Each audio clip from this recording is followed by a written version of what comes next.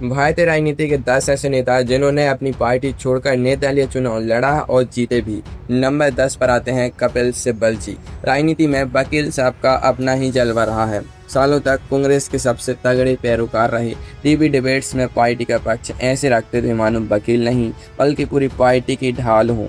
लेकिन फिर आया साल 2022 जब कांग्रेस के अंदर G23 का बवंडर उठा तो कपिल सिब्बल जी ने समझ लिया कि बहती गंगा में हाथ धोने का नहीं बल्कि नाव बदलने का वक्त आ गया है।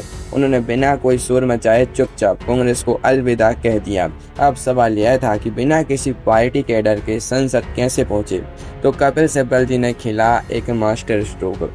उन्होंने उत्तर प्रदेश से राज्यसभा के लिए निर्दलीय प्रत्याशी के रूप में पर्चा भर दिया। सपा का बाहरी समर्थन मिला लेकिन कागजों पर वे पूरी तरह निर्दलीय रहे। पार्टी हाईकमान देखता रह गया और कपिल सिब्बल जी बिना किसी पार्टी के झंडे के सीधे संसद की लाल कालीन पर पहुंच गए।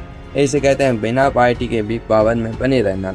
वैसे राजनीति में पार्टी छोड़ना तो आसान है, लेकिन क्या कोई बिना पार्टी सिंबल के देश के सबसे अमीर विधायकों में शामिल होकर चुनाव जीत सकता है? नंबर 9 पर आती हैं सावित्री जिंदल जी। देश की सबसे अमीर महिलाओं में शामिल सावित्री जिंदल जी की कहानी किसी हाई वोल्टेज सस्पेंस फिल्म से कम नहीं है। साल 2024 का हरियाणा विधानसभा चुनाव चल रहा था। हिसार सीट पर सावित्री जिंदल जी का अपना तगड़ा जनाधार था। वे बीजेपी से टिकट की उम्मीद लगाए बैठी थी, लेकिन पार्टी हाईकमान को लगा कि सीट का गणित कुछ और है और उनका टिकट कट गया। बस फिर क्या था, सावित्री जिंदल जी ने आओ देखा न ताओ बागी होकर निर्दलीय ही मैदान में उतरने का फैसला कर लिया। बीजेपी के बड़े बड़े दिग्गज नेता रैलियां ही कहते रह गए, चुनावी वादों की झड़ी लगाते रहे, बस जनता ने कहा कि हमें तो अपना स्थानीय चेहरा ही चाहिए। चुनावी नतीजों वाले दिन जब ईवीएम खुली तो बीजेपी के निवर्तमान मंत्री जी का गणित पूरी तरह बिगड़ चुका था। सावित्री जिंदल जी ने निर्दलीय चुनाव जीतकर यह साबित कर दिया कि जब जनता का साथ हो तो बड़ी बड़ी पार्टियों के सिंबल धरे के धरे रह जाते हैं। आगे जो कहानी आप सुनेंगे उसे देखकर तो दिग्गज नेताओं के पसीने छूट गए थे। नंबर 8 पर आते हैं हनुमान बेनीवाल जी। राजस्थान की राजनीति में अगर किसी नेता को अपनी शर्तों पर राजनीति करना आता है तो वो है हनुमान बेनीवाल जी। साल 2013 का चुनाव याद कीजिए। बेनीवाल जी पहले बीजेपी में थे, लेकिन अपनी बेबाक बयानबाजी और पार्टी लाइन से हटकर बोलने के कारण उन्हें बीजेपी से बाहर का रास्ता दिखा दिया गया था। पार्टी को लगा कि बिना सिंबल के बेनीवाल जी का राजनीतिक करियर अब ठंडे बस्ती में चला जाएगा, लेकिन साहब नागौर और खीमसर की जनता का गणित कुछ और ही था। हनुमान बेनीवाल जी ने 2013 के चुनाव में खीमसर सीट से निर्दलीय पर्चा ठोक दिया। एक तरफ बीजेपी की पूरी मशीनरी थी तो दूसरी तरफ कांग्रेस का मजबूत संगठन, लेकिन बेनीवाल जी ने अकेले दम पर ऐसा चुनावी तूफान खड़ा किया कि बीजेपी और कांग्रेस दोनों पस्त हो गईं। वे भारी मतों से निर्दलीय चुनाव जीत गए। उन्होंने साफ संदेश दे दिया कि मारवाड़ की राजनीति में उनका अपना सिक्का चलता है, वे किसी पार्टी के सिंबल के मोहताज नहीं है। लेकर रुके, बिहार का एक ऐसा दबंग नेता भी है जिसने अकेले दम पर 2 बड़ी बड़ी पार्टियों का खेल बिगाड़ दिया था। नंबर 7 पर आते हैं पप्पू यादव जी यानी राजेश रंजन जी। बिहार की राजनीति में पप्पू यादव जी का नाम ही अपने आप में एक अलग मिजाज है। साल 2024 के लोकसभा चुनाव की पटकथा तो और भी मजेदार थी। पप्पू यादव जी ने अपनी पार्टी जाप का विलय कांग्रेस में इस उम्मीद के साथ किया था कि पूर्णिया सीट से गठबंधन का टिकट उन्हें ही मिलेगा, लेकिन राजनीति में जो दिखता है वो होता कहाँ है। महागठबंधन के सीट शेयरिंग में पूर्णिया सीट चली गई आरजेडी के खाते में। अब पप्पू यादव जी के सामने 2 ही रास्ते थे, या तो चुपचाप सरेंडर कर दें या फिर आर पार की लड़ाई लड़ें। पप्पू यादव जी ने चुना बगावत का रास्ता। उन्होंने पूर्णिया से निर्दलीय पर्चा भर दिया। एक तरफ तेजस्वी यादव जी पूरे दलबल के साथ उनके खिलाफ प्रचार कर रहे थे, तो दूसरी तरफ एनडीए की पूरी ताकत थी। लेकिन पूर्णिया की जनता ने सारे सियासी समीकरणों को धूल चटा दी। पप्पू यादव जी ने निर्दलीय चुनाव लड़कर आरजेडी और जेडीयू दोनों के प्रत्याशियों को एक साथ पटकनी दे दी। रुकिए, अभी तो खेल शुरू हुआ है। आगे एक ऐसा नेता है जिसने निर्दलीय जीतकर सीधे मुख्यमंत्री की कुर्सी हिला दी थी। नंबर 6 पर आते हैं सरयू राय जी। झारखंड की राजनीति का यह किस्सा तो भारतीय चुनाव इतिहास के पन्नों में दर्ज है। साल 2019 का विधानसभा चुनाव चल रहा था। सरयू राय जी बीजेपी के बेहद वरिष्ठ नेता थे और तत्कालीन रघुवर दास सरकार में कैबिनेट मंत्री भी थे। लेकिन भ्रष्टाचार के मुद्दों पर वे अपनी सरकार को घेरने से पीछे नहीं हटते थे।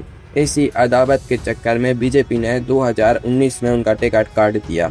अब कोई आम नेता होता तो शायद मायूस होकर बैठ जाता, लेकिन सरयू राय जी ने वो किया जिसकी किसी ने कल्पना भी नहीं की थी। उन्होंने अपनी पार्टी के मुख्यमंत्री रघुवर दास जी के खिलाफ उनकी पारंपरिक सीट जमशेदपुर पूर्व से निर्दलीय चुनाव लड़ने का ऐलान कर दिया। पूरी राज्य बीजेपी की साख दांव पर लगी थी। मुख्यमंत्री की कुर्सी दांव पर थी, लेकिन जब वोट गिने गए तो निर्दलीय सरयू राय जी के सूबे में बैठते मुख्यमंत्री को उन्हीं के घर में हरा दिया। यह राजनीति का वो थप्पड़ था जिसकी गूंज दिल्ली तक सुनाई दी थी। लेकिन क्या कोई अकेला निर्दलीय विधायक सीधे किसी राज्य का मुख्यमंत्री बन सकता है? नंबर 5 का अजूबा देखकर आप भी हैरान रह जाएंगे। नंबर 5 पर आते हैं मधु कोड़ा जी। अब बात एक ऐसे अजूबे की जो भारतीय राजनीति के इतिहास में ना कभी पहले हुआ है था और ना शायद कभी बाद में होगा। साल 2005 का झारखंड विधानसभा चुनाव। बीजेपी ने मधु कोड़ा जी को जगन्नाथपुर सीट से टिकट देने से मना कर दिया। मधु कोड़ा जी ने बगावत का झंडा उठाया और निर्दलीय चुनाव मैदान में कूद पड़े। वे चुनाव जीत भी गए, लेकिन असली जादू तो चुनाव के बाद शुरू हुआ। 2006 में झारखंड में ऐसा त्रिशंकु विधानसभा बना कि किसी भी बड़ी पार्टी के पास बहुमत नहीं था। फिर क्या था? निर्दलीय विधायक मधु कोड़ा जी ने ऐसा राजनीतिक पासा फेंका कि कांग्रेस, आरजेडी और झामुमो जैसी दिग्गज पार्टियों को उन्हें अपना नेता मानना पड़ा। बिना किसी पार्टी के एक अकेला निर्दलीय विधायक सीधे झारखंड का मुख्यमंत्री बन गया। इसे कहते हैं किस्मत का सितारा चमकना और राजनीति की बाजी पलटना। लेकिन क्या कोई देश के सबसे ताकतवर राजनीतिक परिवार से बगावत करके निर्दलीय चुनाव जीत सकता है? नंबर 4 की कहानी आपका दिमाग हिला देगी। नंबर 4 पर आती हैं मेनका गांधी जी। गांधी परिवार का सरनेम और राजनीति का मैदान। लेकिन मेनका गांधी जी की राह कभी आसान नहीं रही। पारिवारिक दूरियों और राजनीतिक मतभेदों के बाद मेनका गांधी जी ने अपनी अलग राह चुनी। साल 1998 और 1999 के लोकसभा चुनाव में वे उत्तर प्रदेश की पीलीभीत सीट से मैदान में उतरी। उस वक्त उनके पास ना तो कांग्रेस का हाथ था और न ही किसी और बड़ी पार्टी का आधिकारिक सिंबल। उन्होंने निर्दलीय प्रत्याशी के रूप में पर्चा भरा। पीलीभीत की जनता के बीच उनकी पकड़ इतनी मजबूत थी कि पार्टी का सिंबल न होने के बावजूद उन्होंने भारी मतों से जीत हासिल की। हालांकि बाद में उन्होंने बीजेपी का समर्थन किया, लेकिन 1998 और 1999 में उन्होंने यह साबित कर दिया कि पीलीभीत में पार्टी नहीं बल्कि मेनका गांधी जी का नाम ही जीत की गारंटी है। अगर आपको लगता है कि पार्टी के बिना जीतना मुश्किल है तो जरा सोचिए उस दौर का क्या हाल होगा जब कांग्रेस को हराना लगभग नामुमकिन माना जाता था। नंबर 3 पर आते हैं आचार्य कृपलानी जी। बात जब देश के स्वाधीनता संग्राम और आज़ादी के शुरुआती दौर की होती है तो आचार्य JB कृपलानी जी का नाम बड़े सम्मान से लिया जाता है। वे कांग्रेस के राष्ट्रीय अध्यक्ष रह चुके थे और महात्मा गांधी जी के बेहद करीबी थे। लेकिन आज़ादी के बाद जब देश के पहले प्रधानमंत्री पंडित जवाहरलाल नेहरू जी के साथ उनके नीतिगत मतभेद बढ़े तो उन्होंने पद और पार्टी दोनों को ठुकरा दिया।